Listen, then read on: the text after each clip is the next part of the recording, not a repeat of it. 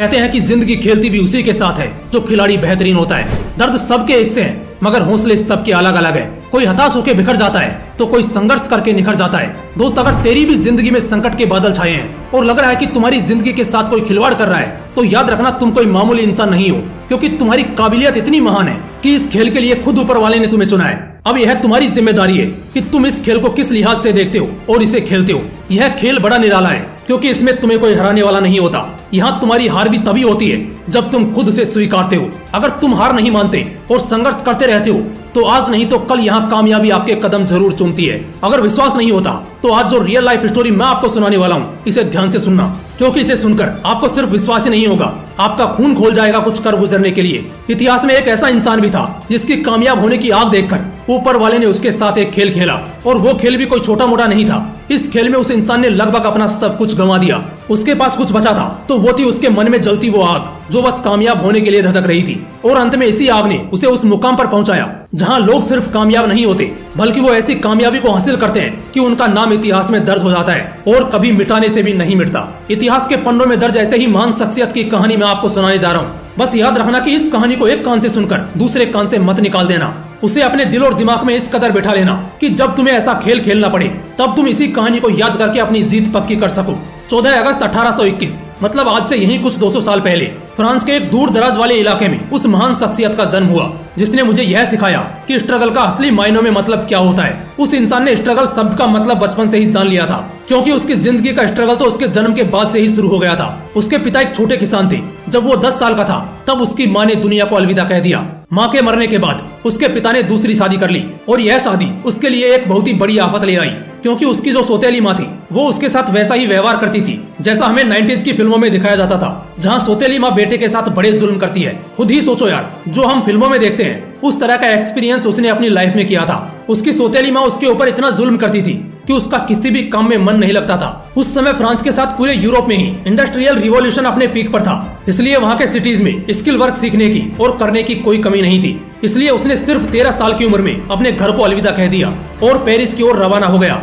उसके गांव से पेरिस लगभग 500 किलोमीटर की दूरी पर था। उसके पास इतने पैसे भी नहीं थे कि वो किसी गाड़ी से पेरिस पहुंच सकता था, इसलिए उसने यह 500 किलोमीटर का सफर पैदल चल के पार किया। उसे यह डिस्टेंस चल के पार करने में 2 सालों का समय लगा। इन 2 सालों के सफर में उसने अपने पेट को संभाले रखने के लिए कई जगह काम किया। जहाँ सिर ढकने के लिए जगह मिली उसने वहाँ रातें काटी। लेकिन 13 साल की उम्र में शुरू हुआ ये सफर 15 साल का होने के बाद खत्म हुआ। सोच रहे हो उस इंसान का अपने सपने के प्रति डेडिकेशन कितना विशाल रहा होगा। लेकिन उसकी लाइफ की असली जर्नी तो यहाँ से शुरू हुई। जैसे ही ये पेरिस पहुंचा, यहाँ उसके लिए सब नया था। वो जिस इलाके में था और जिस जगह खड़ा था वो बिल्कुल ही अलग थी। जो काम वहाँ हो रहा था, जिस तरह वहाँ लोग अपना जीवन बिता रहे थे, उन्हें देखकर उसे एक बात की तो पक्की गारंटी थी कि इस अनजान दुनिया में वो एक जाना माना नाम बनने वाला है। और इसके लिए जो ताबड़तोड़ मेहनत होने वाली थी उसके लिए भी उसने कमर कस ली और अपनी टूटी फूटी स्किल्स के साथ काम की तलाश में लग गया। जैसे कि मैंने पहले बताया, उस समय फ्रांस में इंडस्ट्रियल रिवॉल्यूशन अपने पीक पर था, इसलिए उसे काम आसानी से मिल गया। लेकिन इस काम से उसे उतना ही पैसा मिलता था जिससे कि वो अपना पेट भर सके। सिर ढकने के लिए भी उसके पास कोई छत नहीं थी, इसलिए उसने ठंडी, गर्मी और बारिश ऐसे सभी दिनों को अपने ऊपर एक कंबल ओढ़कर काटा। पर उसे इस बात से कोई गिला शिकवा नहीं था। उसे बस अपने काम की चिंता रहती। वो जो काम कर रहा था उसे अपने काम में माहिर होना था, प्रोफेशनल बनना था। इसी कारणवश उसने उतने से पैसों में भी संतोष कर लिया। वो कहते हैं ना दोस्तों कि जब तक कुल्हाड़ी को पत्थर पर घिसा नहीं जाता तब तक उसे धार नहीं आती, और जब तक उसे धार नहीं आएगी वो कुल्हाड़ी कहने के लायक नहीं है। उसने भी खुद को कुल्हाड़ी मानकर काम में झोंक दिया। इस दौरान उसने लकड़ी से अलग अलग चीजों को बनाना सीख लिया था। काफी दिनों तक काम करने के बाद उसे रियलाइज हुआ कि अब उसे आगे बढ़ने की जरूरत है। फिर वो एक अच्छे काम की तलाश में निकल गया और एक जगह उसे जैसा चाहिए था वैसा काम मिला। अब क्योंकि इतने दिन पत्थर पर घिस के इस कुल्हाड़ी को धार आ चुकी थी, इसलिए जब उसे यह काम मिला तो उसे इसके बदले पहले से भी अच्छी तनख्वाह मिलने लगी थी। वो अपने काम में इतना माहिर हो चुका था कि जिस कलाकारी से वो लकड़ी और लेदर की चीजें बना था, उसे देखकर उसका मालिक भी उससे काफी इम्प्रेस हो गया। उसकी कलाकारी से बनी चीजें पेरिस में काफी पॉपुलर होने लगी थी। कहते हैं ना, जब कोई अपने काम को ही अपना धर्म मान लेता है तब उसे भगवान से कह लो या प्रकृति से वरदान पे वरदान मिलने लगते हैं। हमारे हीरो को अपने काम के प्रति कितनी निष्ठा थी यह तो आपने अभी तक जान ही लिया है। इसी निष्ठा को देखकर उसकी लाइफ में एक और पॉजिटिव घटना घटी। इसी दौरान एक जगह से दूसरी जगह सामान ढोने के लिए फ्रांस में ट्रेन भी शुरू हो चुकी थी।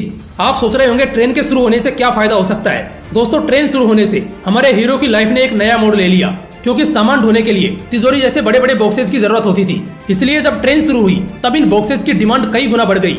हमारे हीरो ने इस अवसर का फायदा उठाने का सोचा और बॉक्सेस बनाना शुरू किया। लेकिन जैसे कि हमने अब तक कहानी में जान लिया है कि हमारा हीरो कोई साधारण इंसान नहीं था, वो तो एक कलाकार था। इसलिए जब कंपटीशन बढ़ने लगा तब उसने कुछ नया करने का सोचा।